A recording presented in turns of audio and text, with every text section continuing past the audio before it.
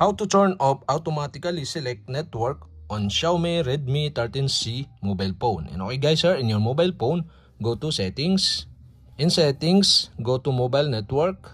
In mobile network, select the SIM you want to turn off the automatically select network. So for my example, I turn off into TNT. And after that, here in mobile network section, you can see the mobile network. You can tap the mobile network and you can see the automatically select network here and the switch button on the right side. So the automatically select network is turn on or enable. So to turn off or disable the automatically select network, okay, you'll have to do is switch off the switch button on the right side. After you tap the button, the pop-up below are show and choose network manually. Your device will only connect to network you select manually. So you can tap the next button and choose network manually. Your device will disconnect from the network while searching for available network.